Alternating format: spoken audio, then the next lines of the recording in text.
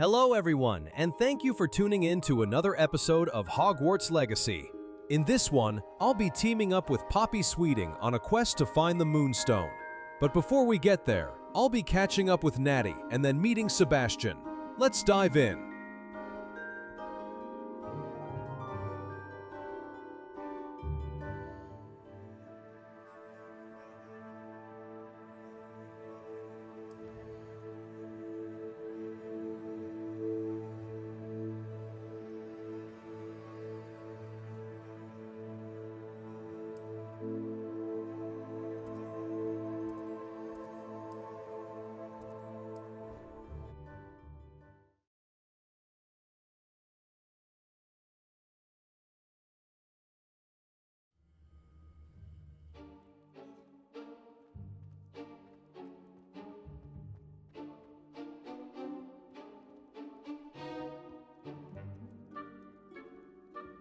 Some days are more difficult than others.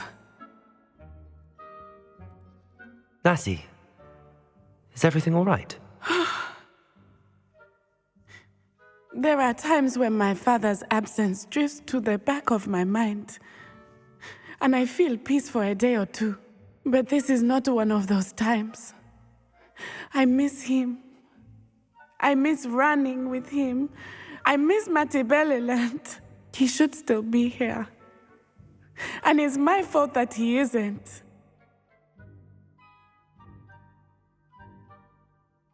It's not your fault, Natty. There's nothing you could have done to prevent it. That is what my mother says. But he died protecting me. And I cannot help but feel guilty over that. I find myself reliving the moment more often than I would like. I believe I would feel less helpless if I could truly put an end to Harlow and the rest of Rookwood's miserable lot. Each day they remain free, they do more damage, leaving people like Archie Bickle to suffer the consequences. I agree, Natty. We'll get them. I've never seen someone so committed to a cause. Thank you. I believe we will get them, beginning with Harlow. Thank you for speaking with me. It was very helpful.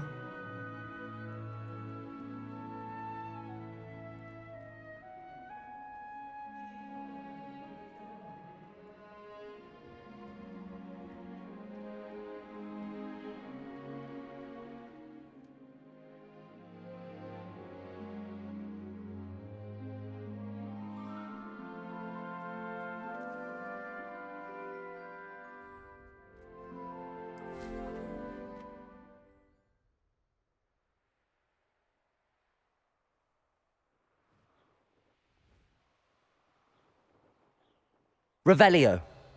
Right here, I was actually searching for a chest that showed up on the map. Couldn't leave it behind, of course.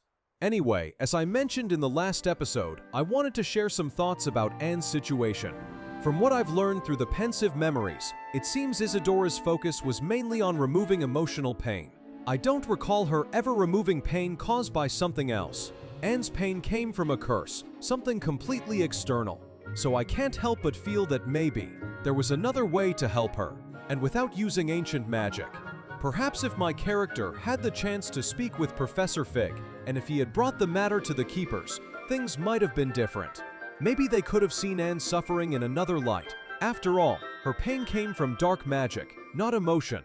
Of course, that's just my take on it. Anyway, let's jump back into the adventure.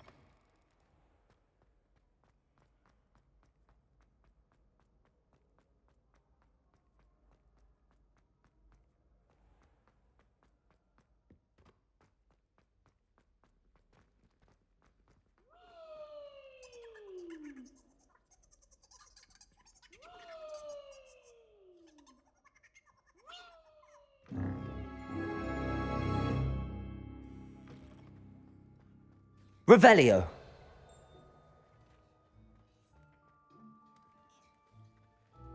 Aloha Mora.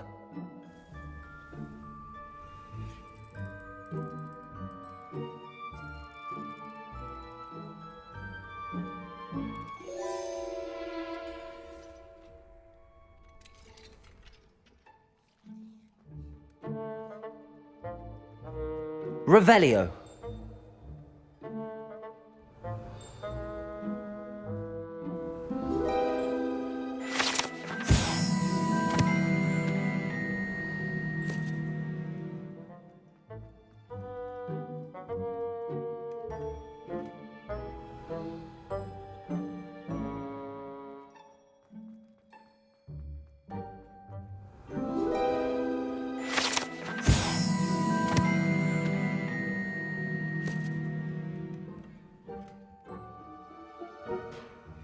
Revelio.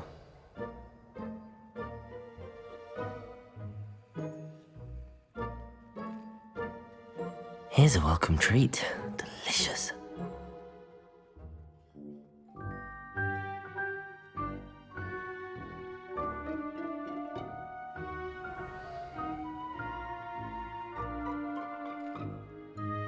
Here's a welcome treat. Delicious.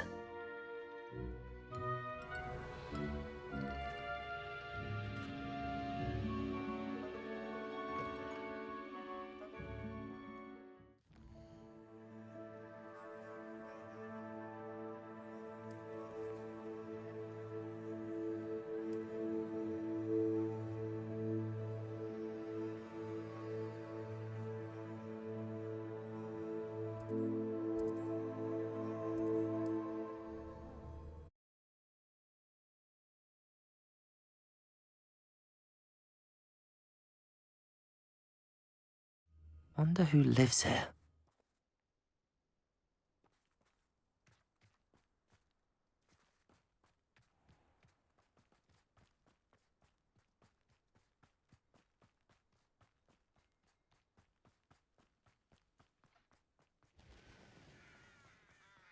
Sebastian, a lost relic from a catacomb which requires a dark sacrifice.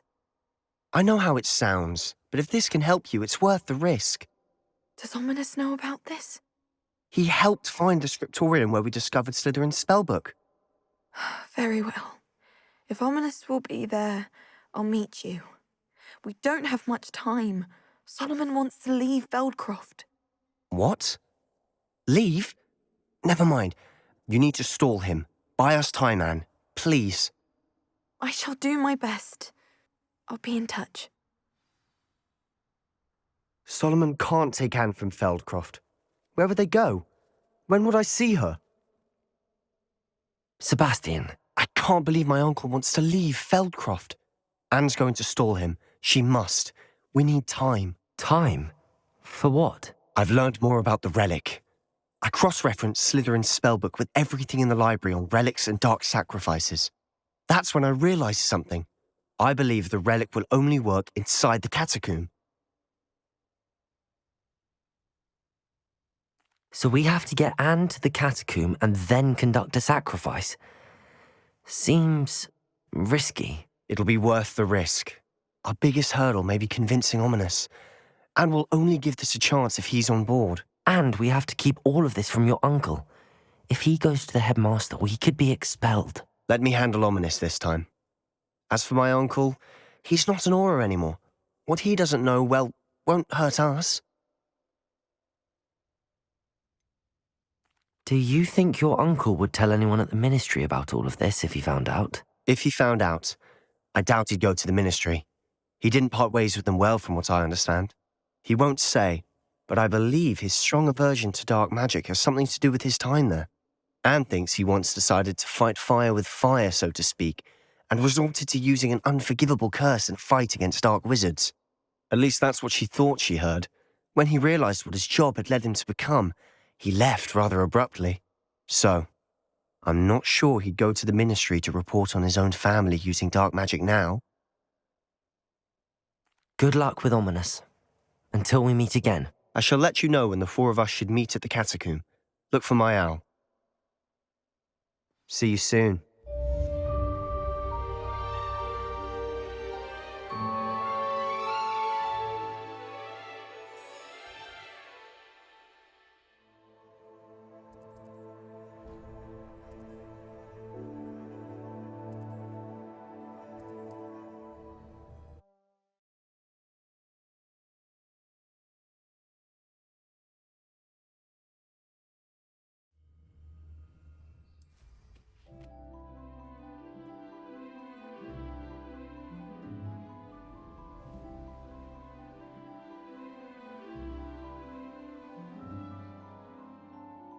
Mysterious and a bit unsettling. What to do? You made it!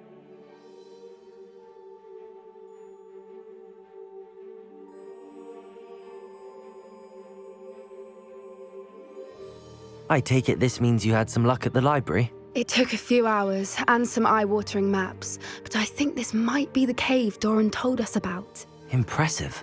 Especially with how little information he gave us. Well, I'm still not sure this is the cave, but it did seem the most promising. I stumbled across some folklore about a cave in the area that people avoid. Seemed the perfect place to hide something of value. It's a bit of a leap, I confess, but might a mysterious item such as a special moonstone be hidden in an equally mysterious cave? I think I'm desperate for anything at this point.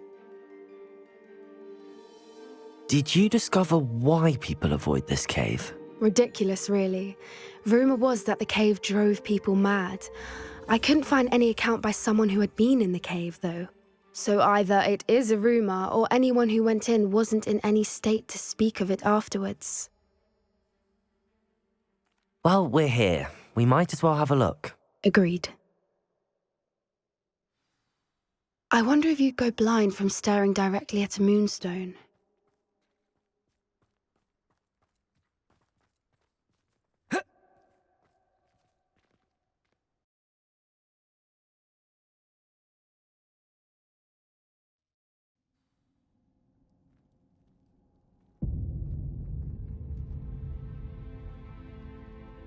Accio! You don't think the rumours about the cave are true, do you? I suppose we'll find out, won't we? Depulso!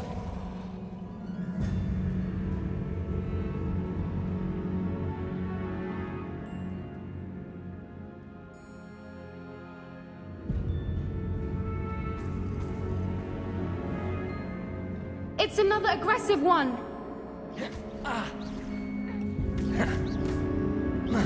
Depulso! Descendo! What is going on with them?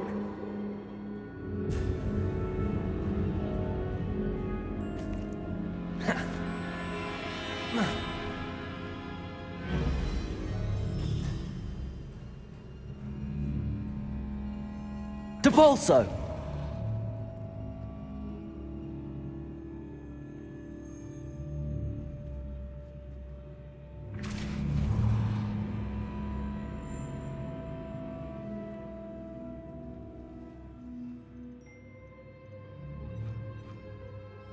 Lumos! Lumos!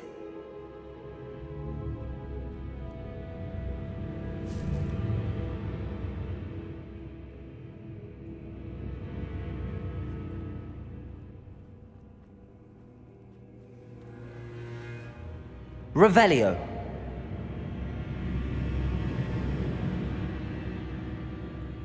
Incendio!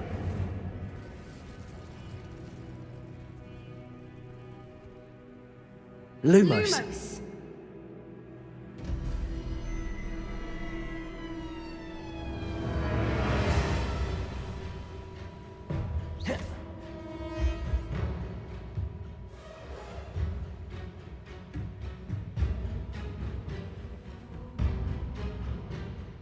Depulso!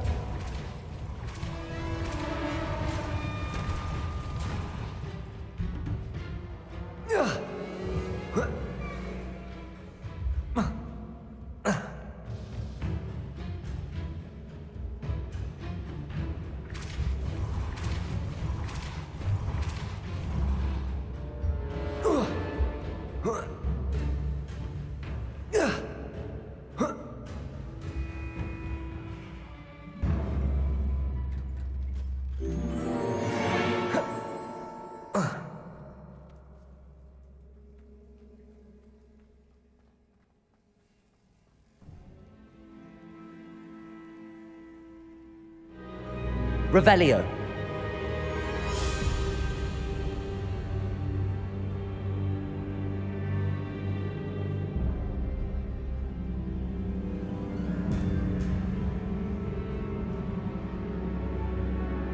Voipers! I beg your pardon? This must be how the rumor about the cave started. The Fwooper's song is said to drive anyone who hears it mad.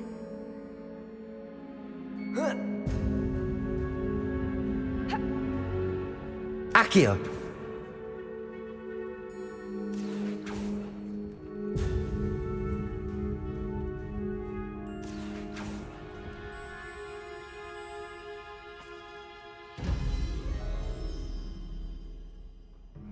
If the Moonstone is here and so are Fwoopers, I wonder if it's been Revelio. protected.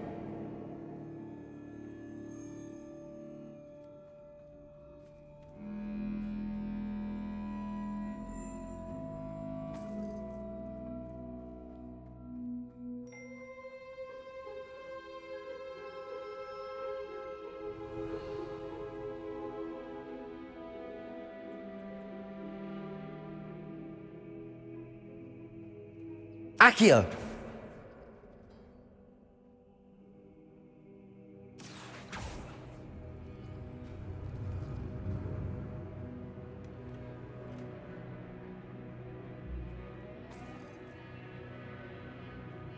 Why am I not surprised?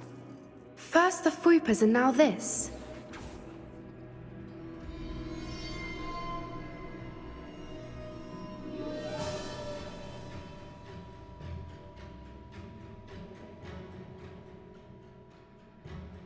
Accio. We need to find moths for those spinners. Lumos. Lumos!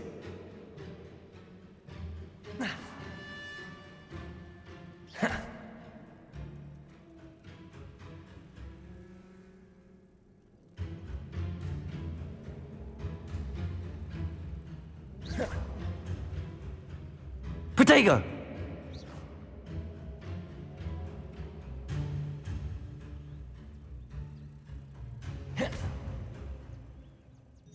Lumos. Lumos!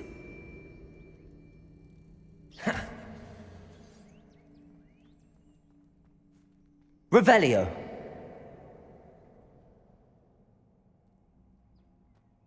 Perhaps the runes on the walls have something to do with finding the moths.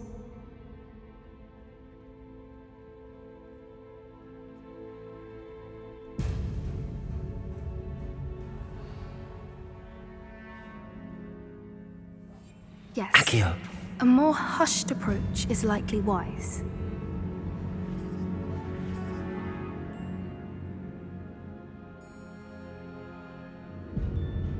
Accio.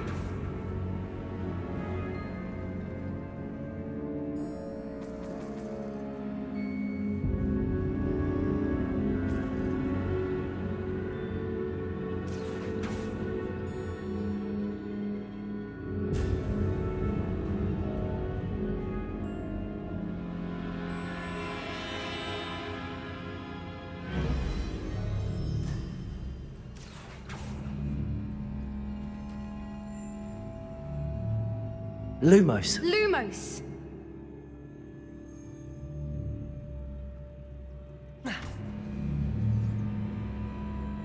Depulso.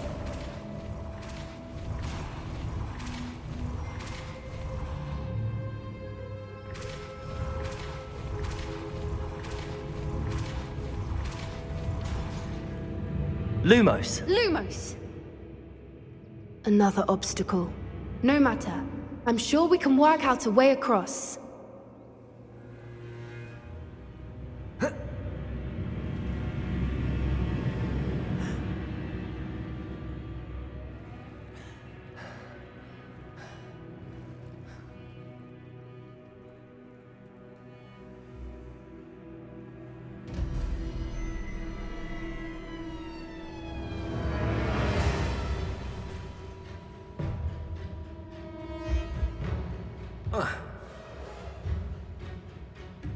Depulso.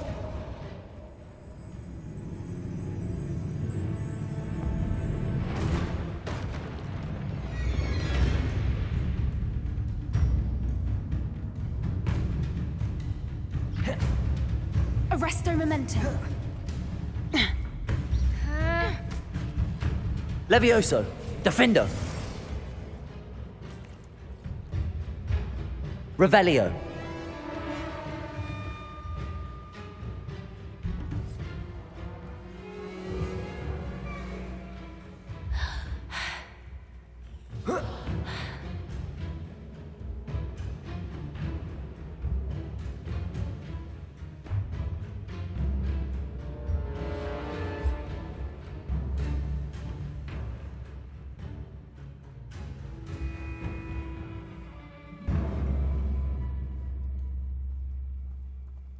Accio.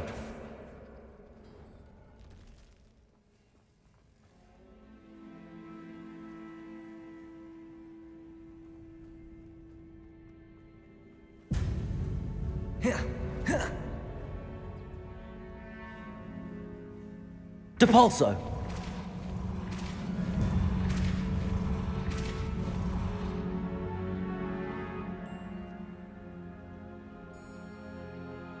Lumos.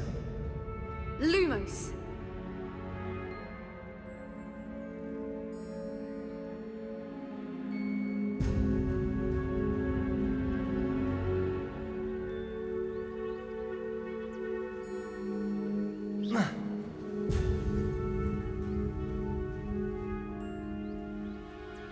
Accio.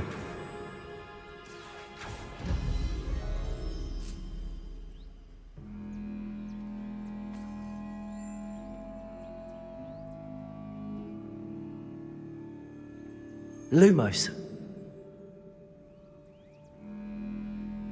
Merlin, it's beautiful.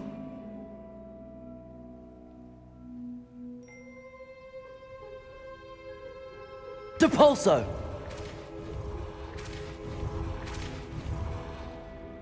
Lumos.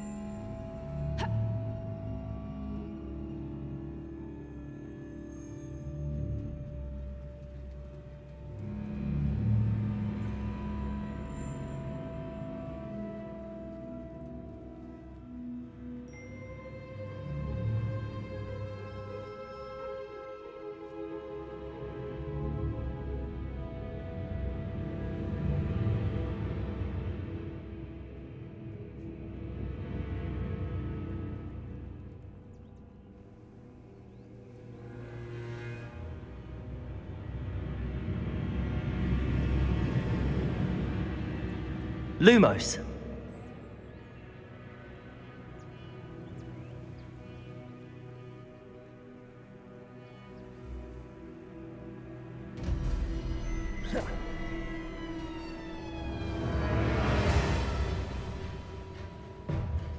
You did it! Bombarda. I was hoping we wouldn't have to do this again. Confringo.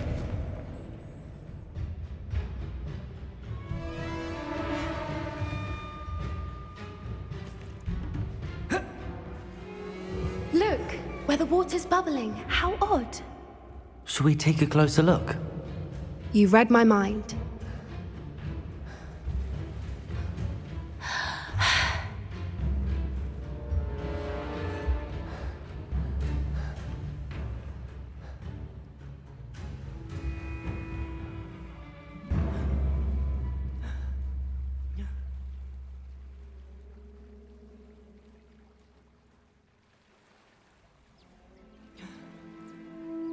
Merlin, it's even more beautiful close up.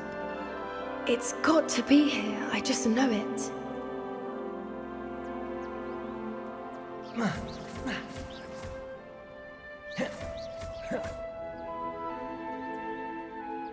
Given what Fwoopas are known to do, I never thought I'd be so happy to see this many of them. I don't know. I've been listening to them for a while now, and I'm starting to lose my mind. Very funny. I was just thinking how it's proof that poachers haven't been here, assuming this is where the Moonstone is. Which means we're one step ahead of them. Well, we found what we came for. Now we just need to bring it to the henge. Well done, Poppy. This did end up being the right cave after all. A good thing, too. We need every advantage over the poachers if we're to get to the Snidgets first. We should do as Doran suggested and bring the Moonstone to the henge. Shall we? We shall. If we leave now, we should make it there by nightfall.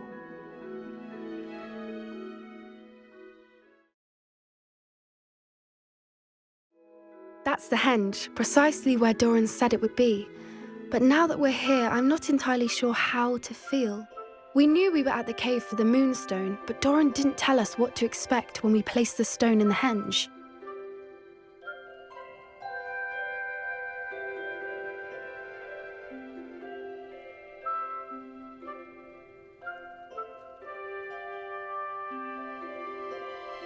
Whatever it is, it had better have to do with Snidgets. The clock is ticking in that regard, isn't it? Let's make our way down. We're nearly at the end of this. I think that's it over there.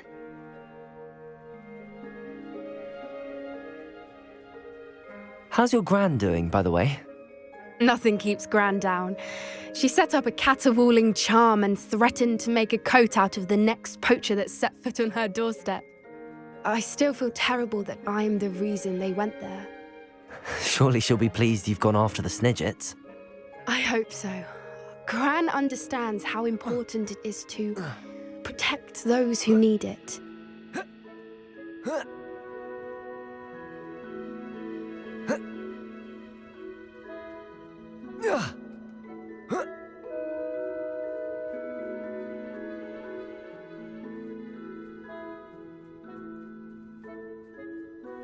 I think we can safely say we know where the Moonstone goes.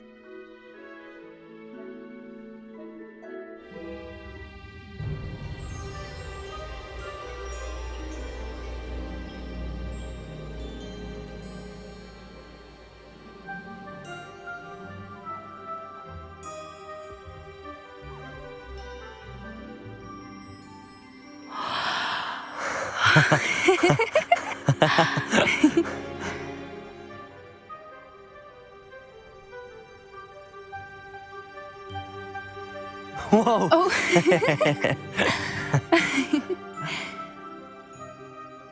That was a mooncalf dance. Do you know how rare it is to see even one? They only ever happen under a full moon. Though I suppose the Moonstone allowed it to happen now. Is the pattern they left behind on the ground normal? All part of the dance. No one pattern is ever the same, though, We'll need to draw this one to get a better sense of it.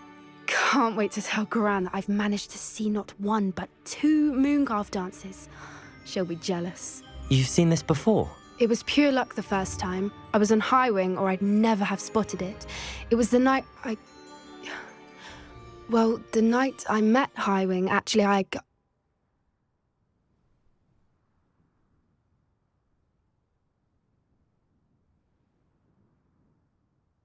I'd love to hear about how you and Highwing met.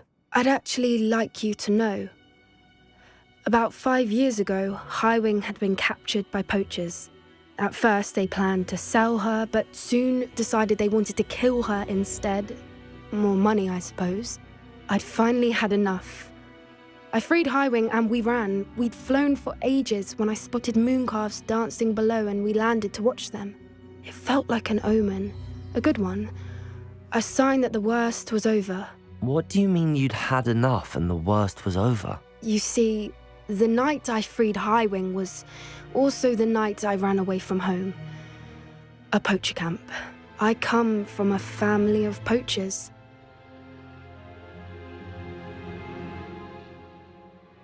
Merlin? I don't know what to say, Poppy.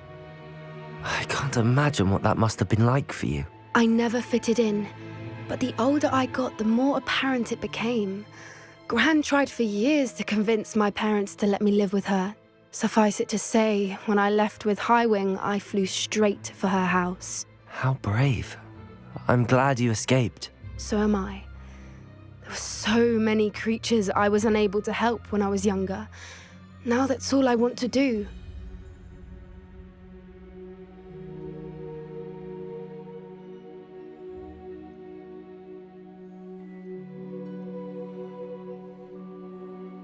Poppy, you're only one person. You can't save them all. I can try, and I've had a bit of help so far. I've never told anyone any of this, but I'm glad that you know. It's nice to have someone to talk about it with. What was it like growing up in a family of poachers? The thing I remember most was how much we moved around, always chasing the next big kill. It was chaotic and dangerous and nowhere a child should ever grow up. Do your parents know about the things you do now? Saving that dragon from the fighting ring, for instance. We don't speak, or rather, they don't speak to me. Last I heard, they were in Borneo trying to make their fortunes there, acromantulas. However, I wouldn't be surprised if word has got back to them. Some days a part of me hopes that it has. Now that I'm older, I wish I could talk to them, get them to see sense. But sadly, I suspect that wouldn't do any good. We were around so many poachers in the tent. Were you not worried about being recognized? Poachers are nomadic, and most of the ones in the area aren't any I'd grown up with. That said, I suspect someone must have recognized me. That's how they got to Gran. I'm glad you told me. We should get back to Doran. He'll need to see the symbol, and we've got poachers to beat.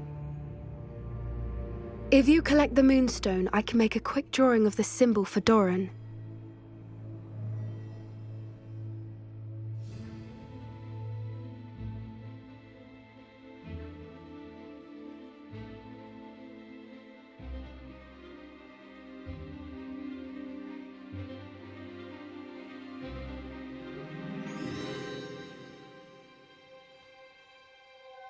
Are you finished with the drawing?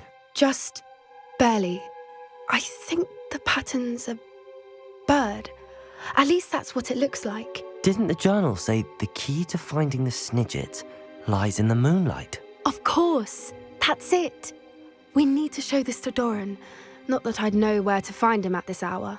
Perhaps we should head back to the castle and we can track him down after a good night's sleep. Agreed. I'm ready to leave if you are.